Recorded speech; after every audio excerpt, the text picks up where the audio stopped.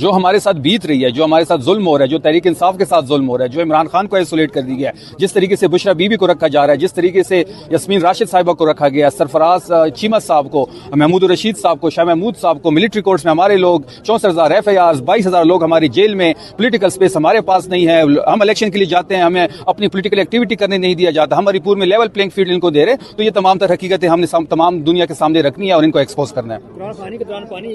یہ معاملہ ہم نے اللہ پہ چھوڑ دیا کیونکہ یہاں پہ قرآن خوانی ہو رہی تھی، یہ مسلمان ایسی کوئی حرکت نہیں کر سکتا، جس نے بھی حرکت کی ہے ہم نے یہ معاملہ اللہ پہ چھوڑ دیا۔ تھینک یو جی، چلو شاہ جی۔ میں صرف کہوں گی یہ موساد ٹرینڈ ہے، اسرائیل کو تسلیم کرنے جا رہے ہیں اور ان کے حکم کے مطابق جو ان کو حکم آئے گا ویسے کریں گے، نہ پرواہ ان کو بچوں، عورتوں، قرآن کی کسی چیز کی پرواہ نہیں ہے، بالکل اندھے ہو چکے ہیں اپنی۔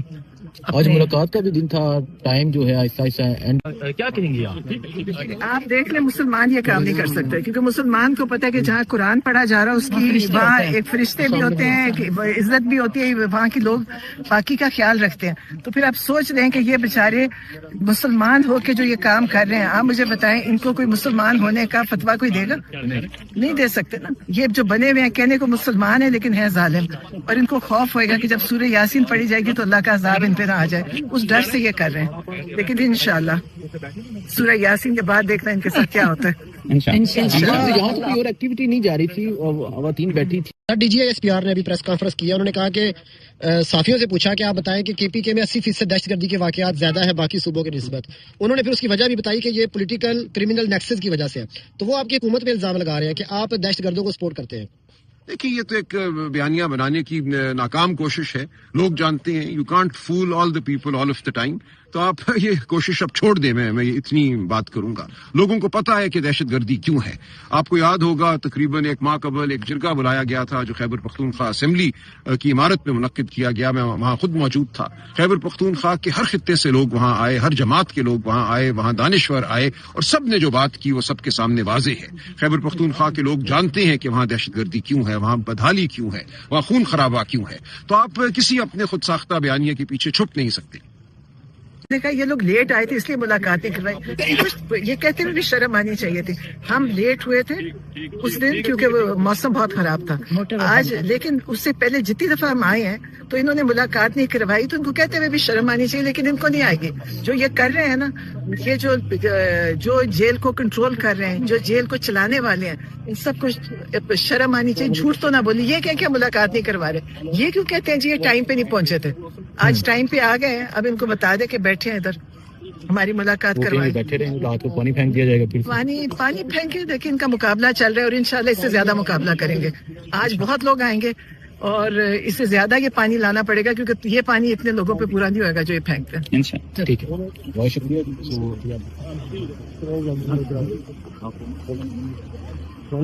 یہاں تو جو صورتحال ہے ہر ہفتے آپ کے سامنے آتی ہے، ہر ہفتے ہم آتے ہیں اپنے قانونی اور آئینی حق کے ساتھ آتے ہیں، بہنیں آتی ہیں، وکلاء آتے ہیں، تو ہر ہفتے یہاں جبر ہوتا ہے، یہاں واٹر کینن تو پھینکی استعمال کی جاتی ہے، آج پانی چھوڑ دیا گیا، قرآن خوانی نہیں ہونے دی گئی، تو تمام جو ہماری جو اقدار ہیں ان کو پامال کیا جا رہا ہے۔ شرافت کی اقدار، آئین اور قانون تو پہلے ہی پامال ہو چکے تھے، تو ہم آتے رہیں گے یہاں، ہم ریاست کی ضمیر کو بھی جھنجھوڑتے ہیں۔ میں ہر ہفتے یہ کہتا ہوں اپنا مقدمہ پاکستان کی سورہ یاسین کے بعد دیکھنا ان کے ساتھ کیا ہوتا ہے۔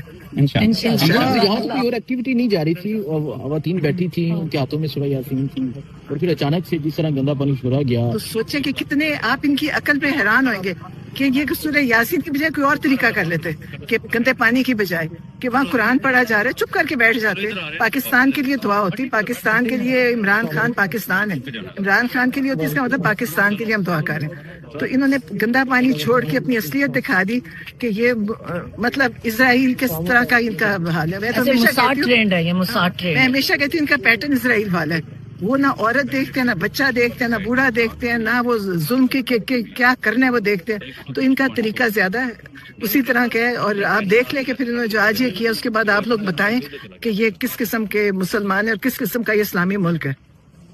अब आप ياسين والقرآن الحكيم إنك لمن المرسلين على صراط مستقيم تنزيل العزيز الرحيم لتنذر قوما ما أنذر آباؤهم فهم غافلون لقد حق القول على أكثرهم فهم لا يؤمنون إنا جعلنا في أعناقهم أغلالا فهي إلى الأذقان فهم مقمحون. याद रखें कि आप जितनी मर्जी आपको कोई सवाल मोबाइल थोड़ा पीछे सबसे कीमती चीज क्या है पाकिस्तान के लिए आपको हमेशा बात करनी चाहिए पाकिस्तान के लिए। मैडम 20 साल हो गए मैं आपको बता रही हूँ मेरी बात बात खत्म मैंने आप इल्जाम लगा रही है ना मैडम आप इल्जाम लगा रही है ना कि हमें कोई सवाल देना है। ये इस वक्त आप देख सकते हैं जी तो रीमा खान साहिबा इस वक्त अडियाला जेल के बाहर मौजूद हैं और हैं। मैं हर हफ्ते ये कहता हूँ अपना मुकदमा पाकिस्तान की आवाम के सामने रखते हैं। हम कराची जाएंगे, वहाँ हम आवाम से बात करेंगे, वहाँ हम दानिशवरों से बात करेंगे, वहाँ हम वकला से बात करेंगे। तो हमारा पैगाम बिल्कुल वाज़ेह है, ये जमहूरियत का पैगाम है, ये बुनियादी इंसानी हुकूक का पैगाम है, ये शराफत का पैगाम है। ये पैगाम लेकर हम हर जगह जाएंगे। चकजई साहब और अल्लामा नासिर लाहौर भी आ रहे हैं, तो लाहौर हो, कराची हो, खैबर पख्तूनख्वा हो, बलोचिस्तान हो, तमाम सिंध हो बशमूल कराची, हर जगह हम अपना